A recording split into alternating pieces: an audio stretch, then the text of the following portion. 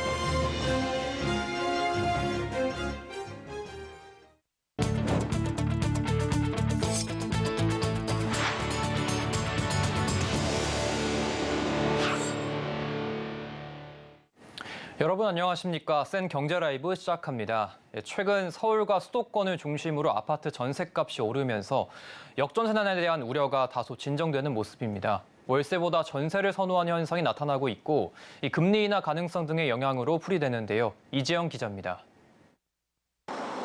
최근 서울과 수도권을 중심으로 아파트 전셋값이 상승하면서 우려했던 것만큼의 역전세난은 오지 않을 거란 전망에 힘이 실리고 있습니다. 한국부동산원에 따르면 8월 첫째 주 전국 전셋값은 0.03% 오르며 전주보다 상승폭을 키웠습니다. 지난달 4주차에 상승 전환한 뒤 3주째 상승세를 이어가는 모습도 나타나고 있습니다. 올해 초까지만 해도 금리 인상과 전세 사기 등의 여파로 전세를 피하는 세입자가 늘면서 전셋값이 곤두박질치며 하반기 역전세난이 덮칠 거란 우려가 컸습니다. 하지만 서울의 경우 강남, 송파, 마포 등 고가 지역이 오르면서 서울 일대 전셋값 상승을 이끌고 있습니다. 서울 송파구 헬리오시티 84제곱미터 전세는 올해 초 7억에서 8억 원 선에 거래됐는데 지난 8일엔 9억 9천만 원의 계약이 이뤄졌습니다. 강남구 대치동 개포 5성 2차 84제곱미터 전세는 올해 초 7억 원대였는데 지난달 초엔 9억에서 10억 원대에 계약됐습니다. 월세보다 전세로 갈아타려는 수요가 늘고 있고 금리 인하 가능성이 한몫했다는 분석이 나옵니다. 하반기 역전세난이 생각보다 심각하지 않을 것으로 지금 전망이 되고 있는데요. 지금 월세 가격이 상당히 빠르게 올라간 상황인데 아무래도 세입자 입장에서는 월세보다는 전세를 선택하는 것이 유리하기 때문에 전세로 지금 수요가 조금 집중되고 있는 모습입니다. 다만 입주 물량이 많은 곳에선 인근 단지의 전셋값을 끌어내리는 현상이 나타나고 있습니다. 이달 레미안 원베일리 2,990가구가 오는 11월엔 DH 퍼스트이어 아이파크 6,702가구가 입주를 앞두고 있습니다. 서울경제TV 이지영입니다. 고객이 새 차를 구입할 때 자동차 값의 약 90%까지 빌려주는 금융상품을 자동차 금융이라고 하죠. 금리 경쟁력을 앞세워 빠르게 시장 규모를 키워오던 시중은행들이 최근엔 이 금융권에 밀리고 있다고 합니다. 자세한 내용 김미연 기자입니다. 시중은행의 자동차 대출 규모가 빠른 속도로 작아지고 있습니다. 4대 시중은행의 자동차 대출 잔액은 2021년 5조 380억 원에서 2022년 4조 1,650억 원, 올해 7월 말 3조 4,300억 원으로 매년 줄고 있습니다. 2017년 2조 5,500억 원에서 2019년 5조 2,900억 원 규모로 3년 새 큰 성장세를 이뤘던 것과 대조적입니다. 여기엔 경쟁 심화로 금리 경쟁력 떨어진 점이 가장 큰 원인으로 꼽힙니다. 그동안 시중은행들은 자동차 금융시장에서 취급 수수료 등 각종 수수료를 없애며 경쟁력을 키워왔는데 기존 강자였던 캐피털사들이 최근 수수료를 받지 않는 추세로 전환 중인 데다 0%대 초저금리 상품을 출시하는 등 공격적인 고객 유치에 나서고 있었습니다. 이에 올해 1분기 캐피털사의 자동차 할부 금융 자산은 1년 전보다 2조 원 넘게 늘기도 했습니다. 또 카드 캐피털사와 달리 은행권에만 자동차 할부 금융의 총부채 원리금 상환 비율 DSR 대출 규제가 적용된 것도 영향을 끼친 것으로 보입니다. 하반기에도 분위기 반전은 어렵다는 예상이 나옵니다. K뱅크와 카카오뱅크 등 인터넷 은행들이 낮은 금리를 앞세워 이 시장에 앞다투어 도전장을 내고 있어 시중은행으로선 부담이 될 전망입니다. 물론 변수도 있습니다. 시장은 어느 정도 크기가 정해져 있고요. 우리 자동차 대수도 정해져 있고 시장에 대한 이해도가 낮거나 아니면 현장에서 사람들을 만나지 않으면은 시장을 점유하기가 쉽지가 않아요. 한편 최근 핀테크까지 자동차 할부 금융 시장에 뛰어들어 경쟁이 뜨거워지고 있는 만큼 시중은행들은 수익을 낼 수 있는 새로운 사업 분야를 찾는 데 공을 들일 것으로 보입니다. 서울경제TV 김미연입니다. 금융당국이 일시적 규제를 풀면서 청소년 신용카드가 시중에 나오고 있는데요. 무분별한 소비를 우려하는 목소리와 금융거래에 대한 개념을 배울 수 있다는 의견이 팽팽히 맞서고 있다고 합니다. 김수빈 기자의 보도입니다. 청소년들이 이용할 수 있는 카드의 범위가 신용카드까지 넓어졌습니다. 롯데카드는 최근 부모가 설정한 용돈 범위 안에서 자유롭게 사용할 수 있는 티니카드를 출시했습니다.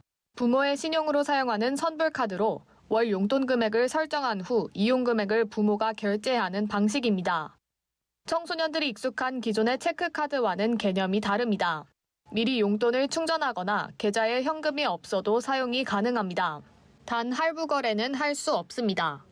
청소년 신용카드가 등장한 건 금융당국이 만 12세 이상 미성년자도 신용카드를 만들 수 있도록 규제를 일시적으로 완화했기 때문.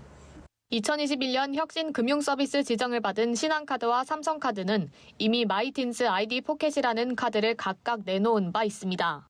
지난 6월 지정된 현대카드와 우리카드도 내년 상반기 출시할 예정입니다.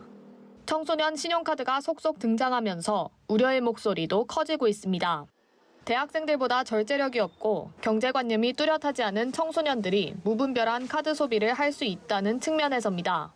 실제로는 성인이라 하더라도 이런 부분들이 확립되지 않은 상황에서는 신용카드는 발급하지 않고 있거든요. 신용카드는 기본적으로 대출과 채무 형태의 관계에 의존하기 때문에 다만 카드사마다 건당 결제 한도, 월 이용 한도도 부모가 설정 가능합니다. 일종의 안전장치가 부여된 셈입니다. 따라서 오히려 건전한 금융거래 경험을 쌓으며 소비지출 습관을 형성할 수 있다는 시각도 나옵니다. 청소년들에게 신용카드가 자기 주도적이고 안전한 용돈관리 수단으로 자리 잡기 위해서는 금융에 대한 교육 등이 선제적으로 이루어져야 할 것으로 보입니다. 서울경제TV 김수빈입니다. KT가 신사업 아이디어를 찾기 위해 신한은행과 손잡고 사내 벤처 공모전을 열었습니다.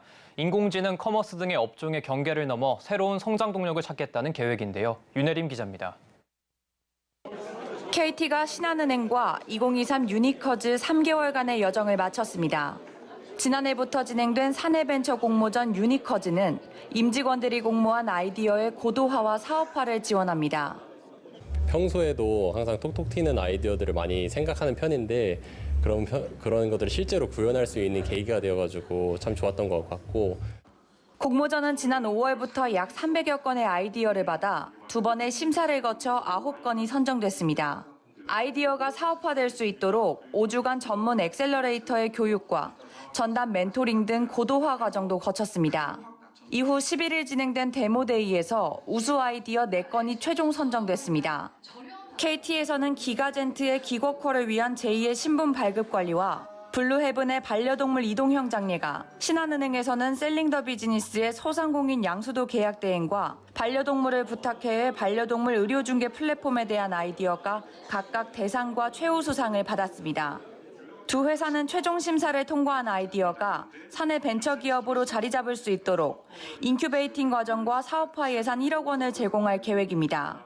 금융과 통신의 업을 한계를 짓지 않고 우리가 도전할 수 있는 것들을 한번 같이 해보자라는 취지로 선정된 아이디어들은 이제 내부 사업화나 아니면 심지어 스타트업 형태로도 저희가 이제 벤처링을 시켜서 내보낼 생각까지 하고 KT는 앞으로도 업종의 경계를 넘어 고객의 삶에 도움이 될 만한 다양한 신사업 아이디어를 발굴하겠다는 방침입니다.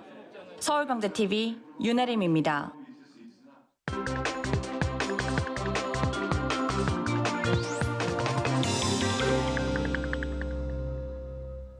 서정덕의 JD모건 보도본부 증권부 서정덕 기자와 함께합니다. 어서 오십시오. 예, 반갑습니다. 예, 오늘도 숫자를 준비하셨습니다. 예. 먼저 숫자부터 확인해 보도록 하시죠. 예, 다양한 숫자가 지금 나오고 있는데요. 8, 22, 0, 699. 지난주와 숫자는 같은데 이번 주에는 8을 골라보도록 하겠습니다. 네, 8 오늘도 다양한 숫자 가운데 8을 골라주셨는데 어떤 내용입니까? 예, 일단은 지난주에 미국 물가 지표가 발표가 있었습니다. 소비자 물가 지수와 생산자 물가 지수가 발표가 된 건데요. 소비자 물가 지수는 예상치를 하회했지만 생산자 물가 지수가 예상치를 상회하면서 시장에 혼란을 줬습니다. 자, 그러다 보니 이번 달 8월의 소비자 물가, 생산자 물가 지수, 즉 물가 지표가 굉장히 중요한 상황이다라는 평가가 나오고 있거든요. 그래서 8월에 8을 숫자로 가지고 와봤습니다. 미국 생산자 물가가 지금 좀 예상보다 더 높게 나온 건가요? 그렇죠. 일단은 지난주 상황을 조금 더 구체적으로 설명을 한 번 더 복기를 해드리자면 7월 CPI 소비자 물가 지수 같은 경우에는 전년 동기 대비해서 3.2%가 나왔습니다. 예상치가 3.3%였는데요. 0.1%포인트가 줄어들었으니까 물가가 좀 잡히는구나라는 지금의 시장의 전망들이 그대로 이어진 셈입니다. 자, 그리고 식품과 에너지를 제외한 근원 CPI도 예상치가 4.8% 상승이었는데 4.7%가 상승한 거거든요. 한마디로 헤드라인 CPI, 근원 CPI 모두 다 시장 예상치를 하회하면서 물가가 잡혀가고 있구나. 이런 얘기들을 할 수 있었을 겁니다. 자, 이것만 놓고 보면 물가가 예상치를 밑돌았으니 시장이 안도감을 갖게 하기에 충분했는데 복병이 나타납니다. 시장에서 비중을 CPI에 비해서는 조금 낮게 두고 있는 생산자 물가 지수가 PPI가 예상치를 웃돌면서 불안감이 커진 겁니다. 헤드라인 PPI가 전년 동기에 비해서 0.8% 정도 지금 올랐는데 예상치가 0.7%였으니까 0.1%포인트가 오른 것이고요. 근원 PPI도 전년 대비 2.4% 올랐는데요. 예상치가 2.3%포인트였습니다. 즉 0.1%포인트씩 예상치를 생산자 물가 지수는 상회를 한 겁니다. 지금 보니까 소비자 물가 지수는 좀 내린 예. 상황인 것 같은데 왜 생산자 물가만 이렇게 오르고 있나요? 일단은 우리가 알고 있어야 되는 건 생산자 물가 지수가 이제 소비자 물가 지수를 무조건 따라간다. 이런 건 아니라는 거죠. 이런 일들이 왕왕 있어 왔는데요. 이번엔 생산자 물가 지수가 예상 밖으로 오른 이유를 일단은 원유, 곡물가 상승 때문으로 잡고 있습니다. 생산자 물가 상승의 첫 번째 구체적인 원인을 찾아보자면 러시아를 들 수 있을 텐데요. 얼마 전에 러시아가 흑해 곡물 협정에서 탈퇴한 일을 기억을 하고 계실 겁니다. 이에 곡물 가격이 급상승해서 에그플레이션 가능성이 다시 지금 대두가 되고 있고 실제로 선물 가격들이 올라가고 있는 추세가 보여지고 있죠. 그리고 우리나라도 지금 기후 이상 현상들이 발생을 하고 있습니다. 전 세계 곳곳에서 폭염과 혹은 폭우가 내리고 있고요. 이상 현상이 발생을 하면 곡물에 대해서 피해가 발생을 할 수밖에 없습니다. 그러다 보면 가격이 올라가는 거고요. 한마디로 곡물 가격이 이런저런 이유로 급등하는 현상이 이미 발생하거나 우려가 큰데 우려가 커지면 어떻게 되냐면요. 선물 가격들은 미리 움직이는 현상이 발생하면서 불안감이 함께 커진 거죠. 예. 최근에 이어진 이 에너지 가격 상승이 또 한몫했다고 하던데요. 그렇죠. 요즘에 휘발유, 경유 주유하시는 분들은 가격 많이 올랐네라고 생각이 드실 겁니다. 이제 국제유가가 올랐기 때문인 건데요. WTI 가격이 지금 $60 중반대에서 머무르고 있었는데 최근에 84불, 83달러 부근까지 올라와 있는 상황입니다. 특히 6월 이후 2달 연속 오르기만 하고 있어서 하반기에 물가를 자극할 수 있다는 우려가 계속 나오고 있었거든요. 이게 오펙 플러스가 감산 기조를 이어가면서 수요 대비 공급량이 줄어들고 있는 것이 주요한 원인으로 또 꼽히고 있습니다. 또 유럽의 천연가스 가격이 지금 폭등을 지난 9일에는 했었는데 이유를 살펴보니까 일부 호주 LNG 생산 시설의 노동자들이 파업을 계획하고 있다. 이런 소식이 전해지면서 가격이 급등한 것으로 풀이가 되고요. 이후에 가격이 또 급락을 하면서 잠잠해지고 있긴 한데 여전히 유럽의 에너지 위기는 계속되고 있다. 이런 우려가 남아 있고요. 또 유럽과는 결국 미국의 천연가스 가격을 살펴보면 3월부터 계속 오르고 있습니다. 미국의 점진적인 석탄 발전소 폐쇄 조치들 그리고 유럽으로의 LNG 수출 증가 등의 구조적 요인이 지금 합쳐지면서 결국에는 수요 증가가 일어나고 있고요. 가격을 밀어올리는 요인으로 발생을 하고 있는 것이겠죠. 네, 향후 물가에 대한 좀 우려가 계속해서 커지고 있겠네요. 그렇죠. 앵커도 많이 들으셨다시피 하반기에 물가가 다시 올라갈 수 있다. 네. 이런 얘기를 직접 뉴스 많이 읽으셨죠? 네. 한은도 지금 계속 그런 얘기를 하고 있어요. 총재께서도.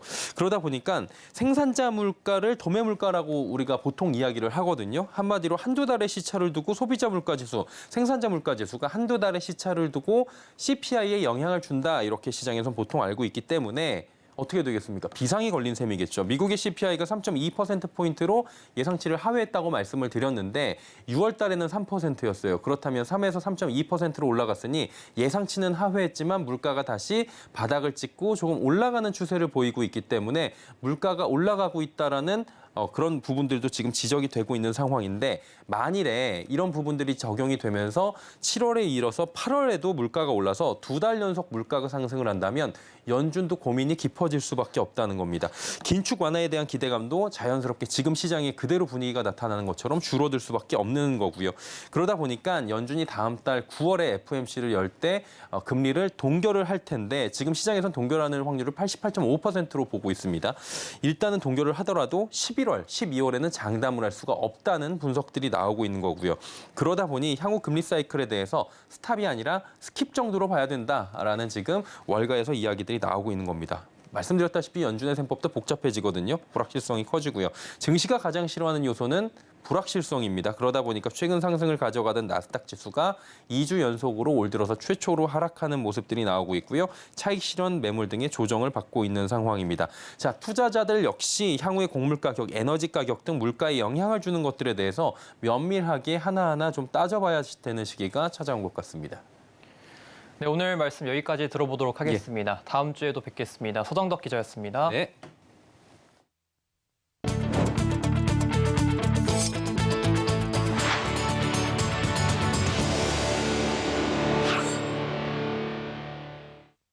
오늘은 택배 종사자의 휴식을 보장하는 택배 없는 날입니다. 하지만 자체 배송망을 사용하는 온라인 유통업체와 편의점 업계는 이 택배 없는 날에 동참하지 않았는데요. 평소에 택배 종사자들의 근무 강도를 조절해왔다는 입장입니다. 서지은 기자입니다.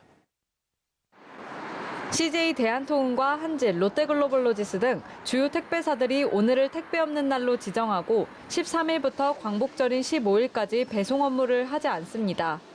주요 택배업체들은 2020년부터 광복절을 앞둔 8월 13일이나 14일을 택배 없는 날로 지정해왔습니다. 택배 종사자의 휴식권을 보장한다는 취지입니다. 하지만 자체 배송망을 이용하는 편의점은 이 기간에도 배송과 수거 서비스를 진행합니다.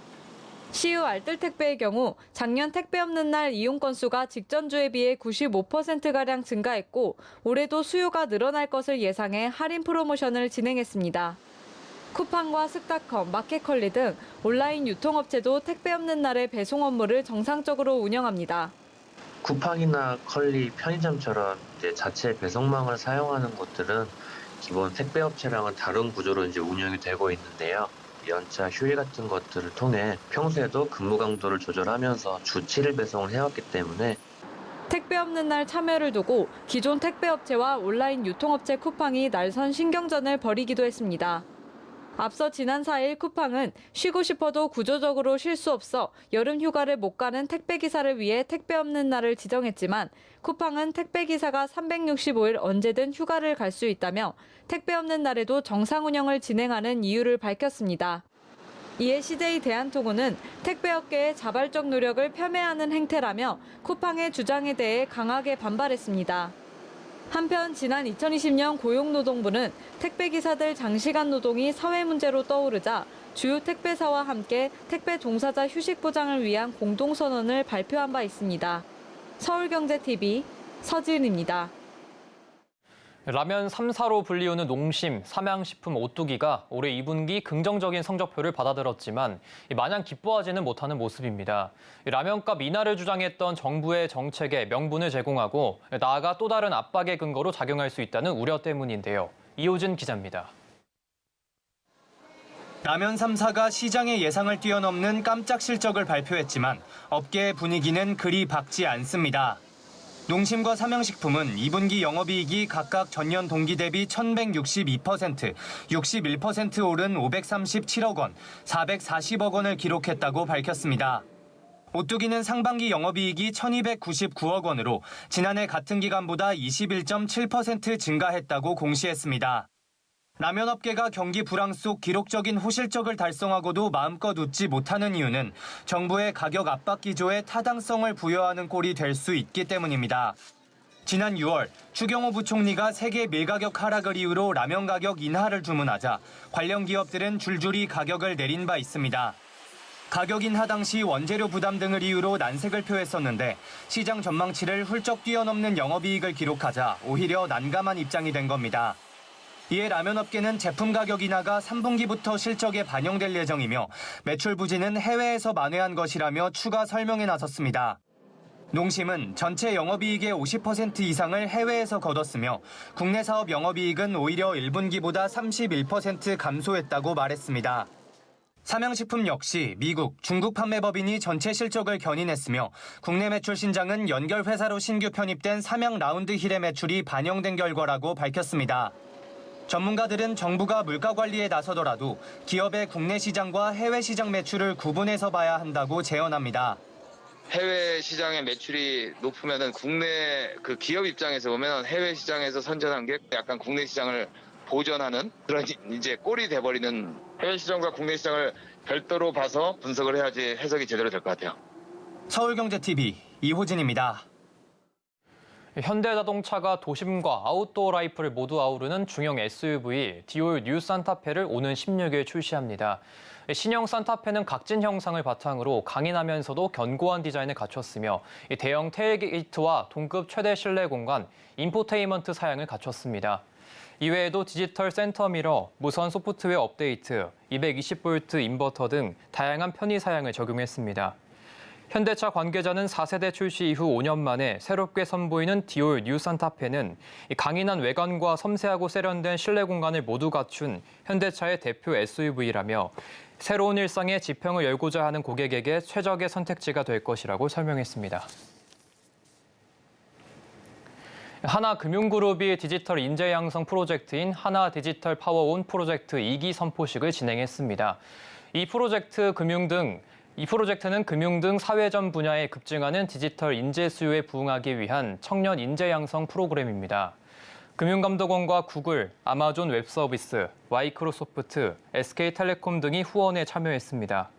선포식에 참석한 이복현 금융감독원장은 금융과 디지털을 아울러 혁신적인 아이디어를 창출할 수 있는 융합형 인재를 확보하는 것이 필요하다고 강조했습니다. 하명주 하나금융 회장은 청년 디지털 인재 양성 지원을 아끼지 않겠다며 앞으로도 청년 일자리 창출에 지속적인 관심과 노력을 기울일 것이라고 말했습니다.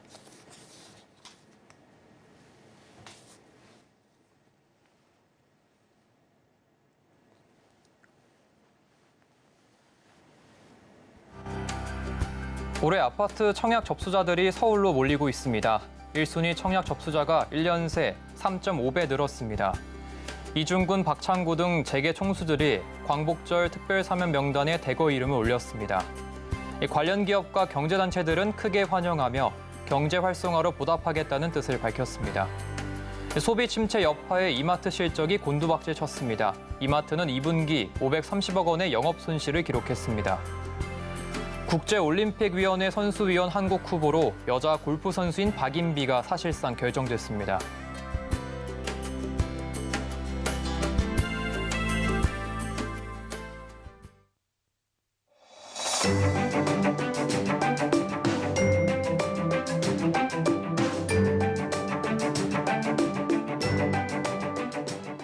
안녕하세요. K웨더 라이프스타일 내보 박성훈입니다. 전국 하늘에는 대체로 구름 많은 가운데 오늘과 내일 내륙에는 소나기가 지나는 곳이 있겠습니다. 소나기로 인한 강수량은 오늘과 내일 각각 5에서 40mm가 되겠는데요. 외출하실 때는 작은 우산을 챙기시기 바랍니다. 한편 강원 영동은 내일 비 소식이 들어있습니다. 다시 무더위가 기승을 부리겠습니다. 전국 많은 곳에 폭염특보가, 내륙 곳곳으로는 폭염경보까지 내려져 있는데요. 내일 한낮 최고 기온은 서울, 광주, 대구가 33도, 부산 32도까지 올라 무덥겠습니다. 한낮에는 야외 활동을 최대한 자제하시고 온열 질환에 걸리지 않도록 수분과 염분 섭취를 충분히 하시기 바랍니다. 다음은 자세한 지역별 내일 날씨입니다. 수도권 일부 지역은 오늘 열대야를 보이겠습니다. 내일 아침 기온은 춘천 22도, 그 밖은 24도 내외를 보이겠고 한낮에는 30도를 웃돌겠습니다.